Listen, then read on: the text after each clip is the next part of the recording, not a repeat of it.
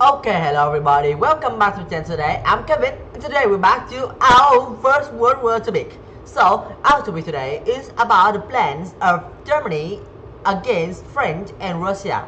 So, today our main topic, yep, as I said, is about the Germany plan. But to be more true, to talk about the truth, it must be the failure in the Germany plan because their plans was unraveled. So, as the fighting began, army commanders in two countries but into action war plans made before. But neither the plans nor the main training took into account the massive advance made in weapons technology during the previous 2 decades. By the end of the first month's fighting, it was clear that the wars are not going as planned. So the new weapons are going to be invented.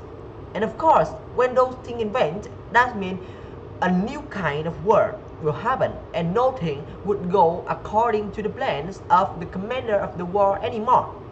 So the first thing we need to talk about is the newest, we can say the newest technology for the weapons, the big guns in Belgium. We could call it the Big Bertha. So what is this gun?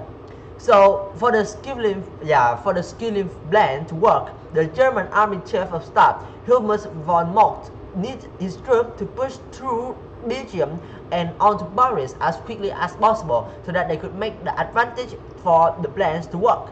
But the Belgians had put out an unexpectedly stubborn, let's say a stubborn defensive and resistance from the forts around the city of Liège. So they have made a very powerful fort, the force that defend the defend the Belgium from the Germany and slow their speed from going through Belgium and push onto Paris. But of course, they inflicted heavy loss on the Germans and slowed the process. And eventually, most troops marched through the force. After a long time of fighting, they still find our way to smash through the force and trying to push to Paris. And the key of their victory in the battles between Germany and Belgium force is the Bertha gun. The Bertha gun is a massive destruction weapon with let's say it can it can shot or fire an 820 kilograms, or you could say as 1,800 pounds sail over 15 kilometers. So that gun is the key for the Germany to win and burst to Belgium so that they could go through Paris. And then the battle on the frontiers happened. So as the Germans advanced through Belgium, a British force about 100,000 men landed in France and clashed with the Germany. So they clashed with each other near the Belgian town of Mons. At the same time, the French launched Plan 17, their strategy to take back Alsace and Lorraine, with a series of offensives along Franco-German frontier that became known as the Battle of the Frontier. At this stage, the pace at the war was rapid and exhausting. Armies were constantly on the move across to many battlefields. It was the first time many of soldiers had faced machine gun and chaotic wars. Of course, they have to move and run under the rain of bullets. And the French, fighting in red and blue uniforms, is the easiest and also the boldest targets because their shirt with red and blue colors is easy to see, so that they have to throw away, they have to abandon the 17 plan and retreat because their uniform is just too easy to recognize on the battlefields. Then the Russians have to take part in. To the east, Russian force moved quicker than the German has expected.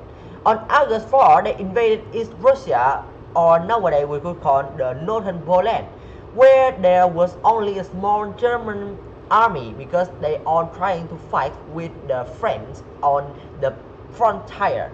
So the August, on August on August 26, the Germans began their counterattack after knowing the problems that the Russia is attacking.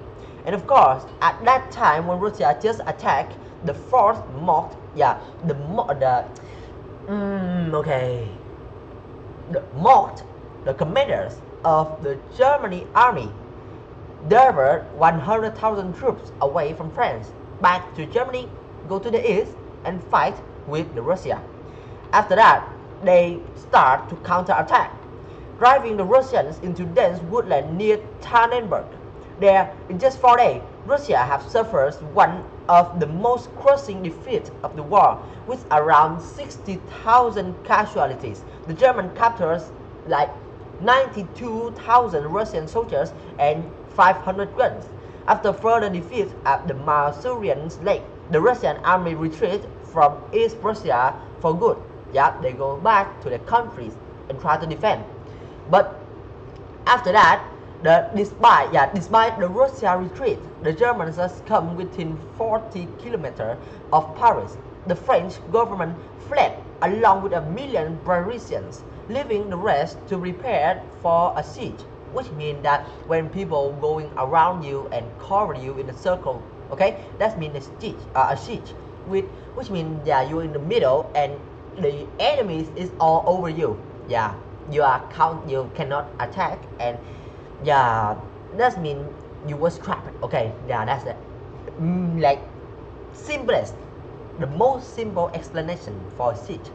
When you're trapped in a circle that around you is all enemies. Okay.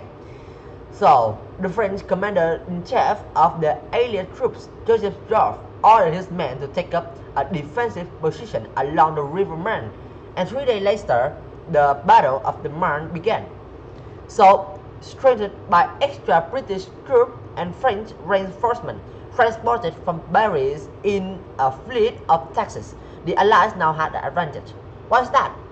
So, for you guys who hearing me explaining, the story here, it may be a little bit difficult to understand what I'm saying.